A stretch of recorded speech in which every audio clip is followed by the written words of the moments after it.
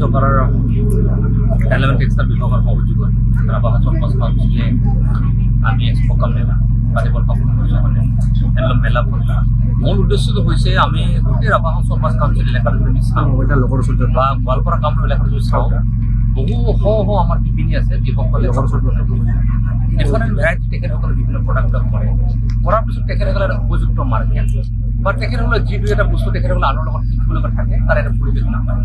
গতিকে আমি লক্ষ্য কৰিছোঁ ৰাভা চৰপাছ কাউন্সিলে যে আমাৰ ইয়াত থকা শিপিনীসকলক এটা উপযুক্ত পৰিৱেশ দিয়া এখন উপযুক্ত মাৰ্কেট দিয়া প্ৰসাৰ আৰু প্ৰচাৰ গতিকে সেইকাৰণে আমি এক্সপ'খন পাতিছোঁ যাতে আমাৰ শিপিনীসকলৰ কোৱালিটিটো মেইনটেইন হ'ব পাৰে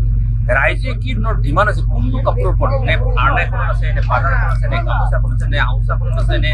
চাদৰখন আছে ক'ত আছে কেনেকুৱা প্ৰক্ৰিয়াত আছে তেখেতসকলে এই ট্ৰেডিশ্যনেল চিষ্টেমটোৰ ওপৰত সেইটো শিপিনীসকলে গম পাব আৰু এজ পাৰ ডিমাণ্ড পাব্লিকৰ যিটো ডিমাণ্ড সেই ডিমাণ্ডৰ ওপৰত ভিত্তি কৰি যেতিয়া তেখেতসকলৰ প্ৰডাকশ্যন ইনকামটো বাঢ়িব আৰু যিহেতু আজি গোটেই ৰাভা চৰপাছ কাউন্সিলত যদি জনজাতি মহিলাসকল যদি চোৱা যায় যে প্ৰত্যেক ঘৰৰ প্ৰত্যেকজন জনজাতি মহিলাই এই ইণ্ডাষ্ট্ৰিটোৰ সৈতে জড়িত এই ব্যৱস্থাৰ সৈতে জড়িত গতিকে তেখেতসকলে এটা সুযোগ তেখেতসকলক সাহস তেখেতসকলৰ ট্ৰেইনিং তেখেতসকলক এটা স্কোপ দিবৰ কাৰণে এই প্ৰক্ৰিয়াখিনি আমি কৰিছোঁ যাতে তেখেতসকলৰ গ্ৰাম্য জীৱন চহা জীৱনটো চলাই দিবৰ কাৰণে গ্ৰাম্য অৰ্থনীতি তেখেতসকলে ডেভেলপ কৰিব পাৰে আৰু সেইকাৰণে এইবিলাক আমি তেখেতক এক্সপ'জাৰ ভিজিট কৰিছোঁ বাহিৰলৈকে লৈ গৈ আছোঁ ইয়াৰ ৰাভা হাছৰ বাহিৰেও কিছু সংখ্যক ষ্টল বাহিৰৰ পৰা আহিছে তেখেতসকলৰ লগত তেখেতসকলে কেনেকৈ কাপোৰটো বনাইছে তেখেতসকলে এটা ধুনীয়া সুন্দৰ ইণ্টাৰেকশ্যন হ'ব আৰু তাৰ দ্বাৰা আমাৰ ইয়াৰ শিপিনীসকলৰ এটা সাহস বাঢ়িব প্ৰেৰণা পাব আৰু সেই সাহস আৰু প্ৰেৰণাৰ মূলতে আছে তেখেতসকলে ইনকামটো ডাবল হৈ যাব পোৱা লাগিলে পৰিয়ালটো এটা ভাল জীৱন যাপন কৰাৰ পাব আৰু তাৰ দ্বাৰা জাতিৰ চিনাকি জাতিৰ স্বাভিমান জাতিৰ যিটো প্ৰায়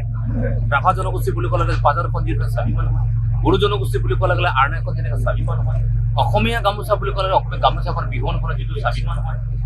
ৰাজবংশী বুলি ক'লে গ'লে যেনে আউচাৰখনৰ স্বাভিমানীটো যেনেকৈ আছে সেই স্বাভিমানী প্ৰক্ৰিয়াটো এটা স্বাভিমানী মন লয় শিপিনীসকলক আগুৱাই যোৱাৰ প্ৰয়াস আৰু সাহস আৰু প্ৰেৰণা দিবৰ কাৰণে আমি এই এক্সপ'খন আয়োজন কৰিছোঁ আৰু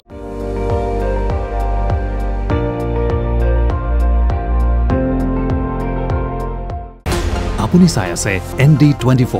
সৰ্বশ্ৰেষ্ঠ নহয় সৰ্বোত্তমৰ দৌৰত।